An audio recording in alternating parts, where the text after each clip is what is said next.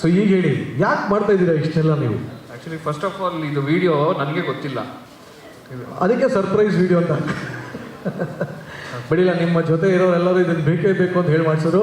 But ಇದು ನಮಗೂ ಒಂಥರ ಖುಷಿ ಆಗಿದೆ, ಯಾಕೆಂದರೆ ಇಷ್ಟೆಲ್ಲ ಮಾಡಿದ್ಮೇಲೆ ಮಾಡಿದ್ದು ಗೊತ್ತಾಗ್ಬೇಕು. ಟೆಲಿವಿಷನ್ ಅಂದರೆ ಅದಕ್ಕೆ ಒಂದು VT, ಅದಕ್ಕೆ ಒಂದು ಪ್ರೋಮೋ, ಕೆಲಸ ಮಾಡಿರೋರು ಮಾಡದಿರೋರು ಎಲ್ಲರದ್ದು ಸೇಲ್ಸ್ ಆಗ್ತಾ ಇರ್ತಾರೆ.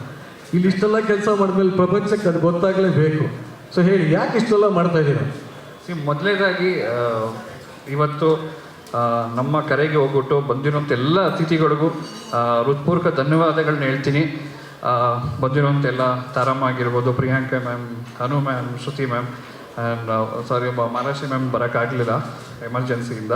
ಸೊ ಬಟ್ ಅವ್ರು ನಮ್ಮ ಜೊತೆ ಇದ್ದಾರೆ ಅಂತ ಫೋನ್ ಮಾಡಿ ಹೇಳಿದರು. ಆ್ಯಂಡ್ ಫಿಲಮ್ ಚೇಂಬರಿಂದ ನರಸಿಂಹಲು ಸರ್, ಆಮೇಲೆ Sai gold palace Saravana sir, Sanjay ಗೌಡರು, ಆಮೇಲೆ ಮುಖ್ಯವಾಗಿ ನಮಗೆ ಇವತ್ತು ಒಂದು ದೊಡ್ಡ ಸಪೋರ್ಟ್ ಆಗಿ ರಾಜ್ ಬಿ ಶೆಟ್ಟಿ ಅವರು ಬಂದಿದ್ದಾರೆ. Raj sir, thank you so much. ನೀವು ಕೇರಳದಲ್ಲಿದ್ದಿರಿ ನಾನು ಕೇಳಿದಾಗ ಶೂಟಿಂಗಲ್ಲಿ, ಬಟ್ ಸ್ಟಿಲ್ ಟೈಮ್ ಮಾಡಿಕೊಂಡು ನೀವು ನಮಗೋಸ್ಕರ ಬಂದು ಇವತ್ತು ಲಾಂಚ್ಗೆ ನಮ್ಮ ಜೊತೆ ಕೈ ಜೋಡಿಸಿದ್ದೀರಾ. ಧನ್ಯವಾದ ನಿಮಗೆ. ಹಾಗೆ ಬಂದಿರೋಂಥ ಎಲ್ಲರಿಗೂ, ಅನೇಕ ಕಲಾವಿದರು ಬಂದಿಲ್ಲ, ಬರಬೇಕಾಗಿತ್ತು, ಮತ್ತು ಎಷ್ಟೊಂದು ಜನ ಬಂದಿದ್ದೀರ, ನಿಮಗೂ ಕೂಡ ಸ್ವಾಗತವನ್ನು ಕೊಡ್ತಾ. ಆ್ಯಕ್ಚುಲಿ ಏನಂತಂದರೆ, ನನಗೆ ಭಾಳ ಆಸೆ ಇತ್ತು ಕನ್ನಡ ಸಿನಿಮಾನ ದುಬೈಯಲ್ಲಿ ರಿಲೀಸ್ ಮಾಡಬೇಕು ಅಂತ. ತುಂಬ ವರ್ಷದಿಂದ ನಾನು ಪ್ರಯತ್ನ ಮಾಡ್ತಾಯಿದ್ದೆ. ಇದಕ್ಕೆ ನನಗೆ ಬೆನ್ನೆಲುಬಾಗಿ ದೊಡ್ಡ ಸಪೋರ್ಟಾಗಿ ನಿಂತಿದ್ದು, ನಾನೆಲ್ಲ ಬೇರೆ ವೇದಿಕೆಯಲ್ಲೂ ಹೇಳಿದ್ದೀನಿ, ಅದು ನಮ್ಮ ಧೀರ ರಾಕ್ಲೈನ್ ಸರ್, ರಾಕ್ಲೈನ್ ವೆಂಕಟೇಶ್ ಸರ್ ಅವರು ನನಗೆ ಸಪೋರ್ಟ್ ಮಾಡಿ, ನೀನು ಮಾಡು, ನಾನು ನಿನ್ನ ಜೊತೆಗಿದ್ದೀನಿ ಅಂತ. ಸೊ ಹಾಗೆ ಕನ್ನಡ ಸಿನಿಮಾ ಶುರು ಆಯಿತು. ಕರ್ನಾಟಕದಲ್ಲಿ ದೊಡ್ಡ ಹಿಟ್ ಆದಂಥ ಕಾಟೇರ ಚಿತ್ರನ ನನ್ನ ನಂಬಿ ಇಡೀ ಗಲ್ಫ್ಗೆ ರಿಲೀಸ್ ಮಾಡೋಕ್ಕೆ ಕೊಟ್ಟರು. ಸೊ ಅದು ದೊಡ್ಡ ಯಶಸ್ಸಾಗಿ ಇಡೀ ಗಲ್ಫಲ್ಲಿ ಒಂದು ರೆಕಾರ್ಡ್ ಹೈಯೆಸ್ಟ್ 75+ ಸ್ಕ್ರೀನಿಂಗ್ಸ್ ಆಗಿ ಒಂದು ದಾಖಲೆನ ಬರೀತು. ಸೊ ಹಂಗಾಗಿ ಇನ್ನೂ ಹೆಚ್ಚಾಗಿ ಬರೋಕ್ಕೆ ಶುರು ಆಯಿತು. ಬಟ್ ಪ್ರಾಬ್ಲಮ್ ಏನಾಯಿತು ಅಂದರೆ, ನಮ್ಮ ಆಡಿಯನ್ಸ್ನ ಸ್ವಲ್ಪ ಫುಲ್ ಮಾಡೋದು ಕಷ್ಟ ಆಗ್ತಿದೆ, ಕನ್ನಡ ಆಡಿಯನ್ಸ್ನ. ಸೊ ಏನಾದರೂ ಒಂದು ವಿಭಿನ್ನವಾಗಿ ಏನಾದರೂ ಒಂದು ಈ ಥರ ಕಾರ್ಯಕ್ರಮಗಳು ಮಾಡಿ ಸೊ ಜನಗಳನ್ನ ಹಿಡಿದು ಇಟ್ಕೋಬೇಕಲ್ಲ. ಸೊ ಅದಕ್ಕೋಸ್ಕರ ವೆರಿ ರೀಸೆಂಟ್ಲಿ ಫೆಬ್ರವರಿಲಿ ಕನ್ನಡದ ಅತಿ ದೊಡ್ಡ ಕಾರ್ಯಕ್ರಮ ಅಂತಲೇ ಹೇಳ್ಬೋದು. ಯಾಕಂದರೆ ಇಷ್ಟು ವರ್ಷದಲ್ಲಿ ಅಷ್ಟು ಜನನ ಒಂದೇ ವೇದಿಕೆಯಲ್ಲಿ ಕರೆಸಿ ಒಂದು ದೊಡ್ಡ ಮಟ್ಟದಲ್ಲಿ ಗಂಧದ ಗುಡಿ ಪ್ರಶಸ್ತಿ ಅಂತ ಮಾಡಿದ್ವಿ. ಅದಕ್ಕೆ ತುಂಬ ದೊಡ್ಡ ಯಶಸ್ಸು ಬಂತು. ಅನೇಕರು ಇದರಲ್ಲಿ ಇಲ್ಲಿ ಬಂದಿದ್ದರು, ಅದರಲ್ಲಿ ತಾರಮ್ಮನೂ ಒಬ್ಬರು ನಮಗೆ ಸಪೋರ್ಟಾಗಿ ಬಂದಿದ್ದರು.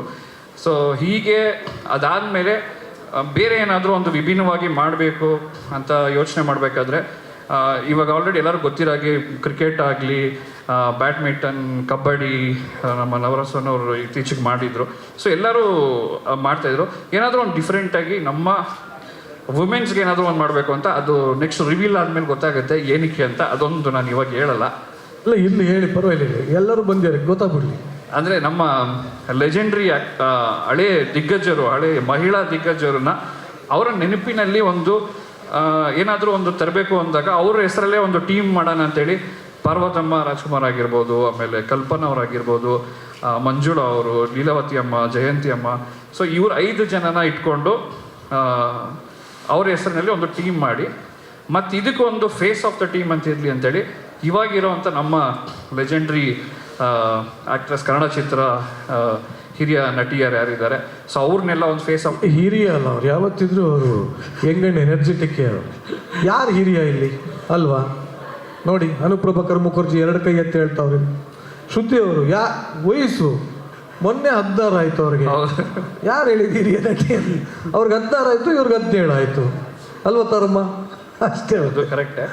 ಸೊ ಅವರ ಒಂದು ಮೆಂಟರ್ಶಿಪ್ಪಲ್ಲಿ ಮತ್ತು ಅಂಬಾಸಿಡರ್ ಆಗಿ ಇತ್ತೀಚಿನ ನಮ್ಮ ಯಾರು ಲೇಟೆಸ್ಟ್ ಕಲಾವಿದರಿದ್ದಾರೆ ನಮ್ಮ ಕನ್ನಡ ಚಿತ್ರರಂಗದವ್ರು ಮಾತ್ರ ಅಂತ ಹೇಳಿ, ಸೊ ಅಂಥವ್ರನ್ನ ಒಂದು ಟೀಮ್ ಮಾಡಿ 5 ಟೀಮು ಒಂದು ಚಿಕ್ಕದಾಗಿ, ಅಂದರೆ ತುಂಬ ಓಪನ್ ಗ್ರೌಂಡಲ್ಲೆಲ್ಲ ಮಾಡಲ್ಲ.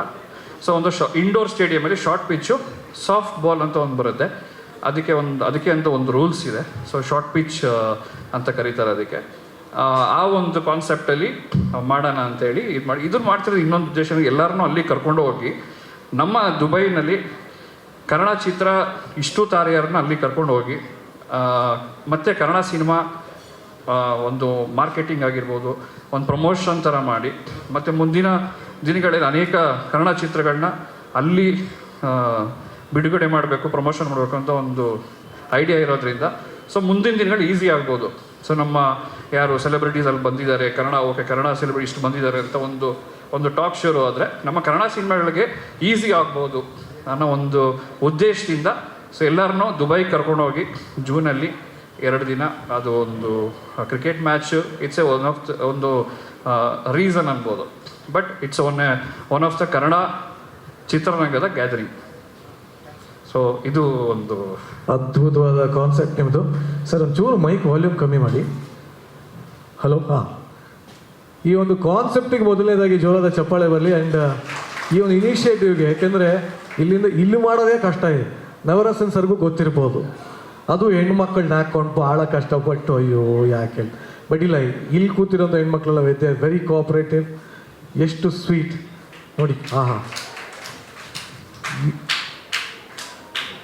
ಒಂದೋ ಎರಡೋ ಬರ್ತದೆ ಚಪ್ಪಾಳೆ. ಕೋಆಪ್ರೇಟಿವ್ ಆಗಿರೋರೆಲ್ಲ ಜೋರಾಗಿ ಚಪ್ಪಾಳೆ ತಟ್ಬೋದು. ಸೊ ಖಂಡಿತವಾಗ್ಲೂ ನಿಮ್ಮ ಉದ್ದೇಶ ಏನಿದೆ ಅದಿನ್ನೂ ಹೆಮ್ಮರವಾಗಿ ಬೆಳೀಲಿ. ಇವತ್ತು ಕ್ರಿಕೆಟಿಂದ ಸ್ಟಾರ್ಟ್ ಆಗಿದೆ, ನಾಳೆ ದಿನ ಇನ್ನೊಂದಷ್ಟು ಗೇಮ್ಸ್ ಆಗಲಿ. ಆ್ಯಂಡ್ ಎಲ್ಲದಕ್ಕಿಂತ ಮುಖ್ಯ ಉದ್ದೇಶ, ನಾನು ರಾಜ್ಬಿ ಶೆಟ್ಟಿ ಇವತ್ತೇ ಮಾತಾಡ್ತಾ ಇದ್ವಿ, ಕನ್ನಡ ಚಿತ್ರಗಳೇನಿದೆ, ನಮ್ಮ ಚಂದನವನ ಏನಿದೆ, ಪ್ರಪಂಚದಾದ್ಯಂತ ಎಲ್ಲೋ OTT ಕೂತ್ಕೊಂಡು ನೋಡೋದಲ್ಲ, ನಿಜವಾಗ್ಲೂ ಅವ್ರಿಗೆ ಬಂದು ಥಿಯೇಟ್ರಲ್ಲೇ ಕೂತು ರಾಜರಂಗೆ ಕನ್ನಡ ಸಿನಿಮಾ ನೋಡೋ ಹಾಗೆ ಆಗಲಿ. Thank you very much.